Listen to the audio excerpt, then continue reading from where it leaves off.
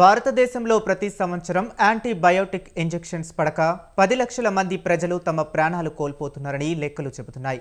MBBS senior డాక్టర్లు సైతం antibiotic ఇంజెక్షన్లు ఇవ్వడానికి ఆలోచిస్తుంటారు. కానీ ఆపదంటూ వచ్చిన సామాన్య ప్రజల ప్రాణాలను నకిలీ డాక్టర్లు చెలగాటం ఆడుతున్నారు.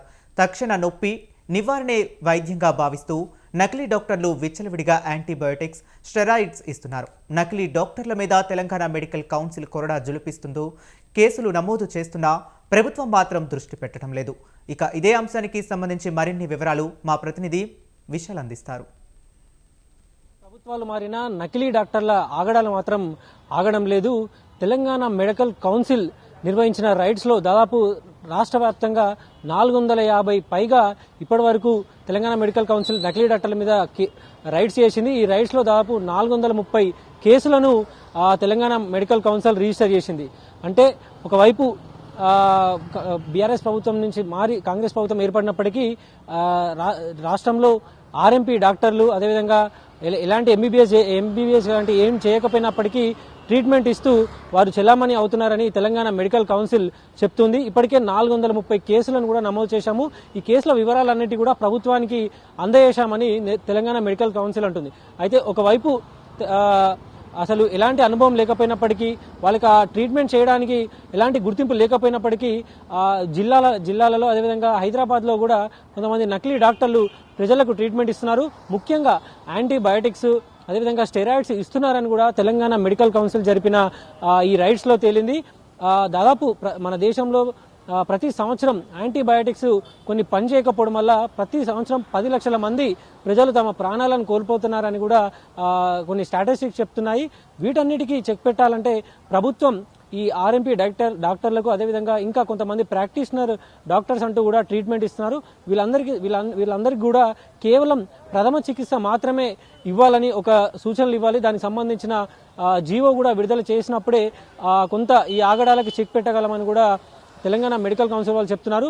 ముఖ్యంగా తెలంగాణ మెడికల్ కౌన్సిల్ జరిపిన ఈ రైడ్స్ లో అసలు వాళ్ళకి ఎలాంటి తెలంగాణ మెడికల్ కౌన్సిల్ నుంచి కానీ అదేవిధంగా ఇతర యూనివర్సిటీ నుంచి కానీ ఎక్కడి నుంచి ఎలాంటి గుర్తింపు లేకపోయినప్పటికీ వాళ్ళు ఈ హాస్పిటల్ని రన్ చేస్తున్నారు.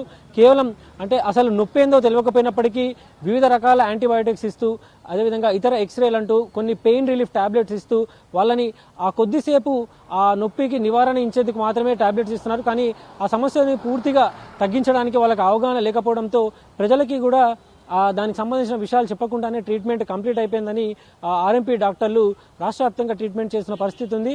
ఇక హైదరాబాద్లో దాదాపు 160 పైగా ఇలా నకిలీ డాక్టర్ల మీద రైడ్ చేశామని ఖమ్మం, వరంగల్, మెదక్ అదేవిధంగా హైదరాబాద్ సిటీ శివారు ప్రాంతంలో ఉన్న సంగారెడ్డి, సిద్దిపేటలో కూడా ఈ రైడ్స్ నిర్వహించాము.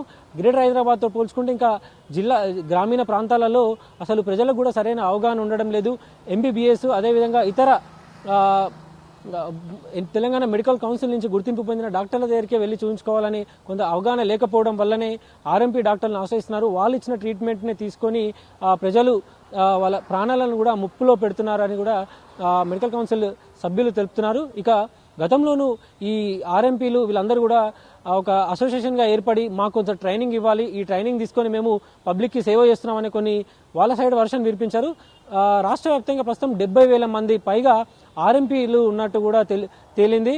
వీళ్ళందరూ ప్రభుత్వాలు రాష్ట్రంలో ఏ ప్రభుత్వం మారినా వాళ్ళ దగ్గరికి వెళ్ళడం, తాము ఇంత పెద్ద సంఖ్యలో ఉన్నాము, తమకి కొంత మద్దతు ఉండాలి, తమకు సపోర్ట్గా ఉండాలని ప్రభుత్వాలు విన్నవించడం ఇలాంటివి జరుగుతూ వచ్చాయి.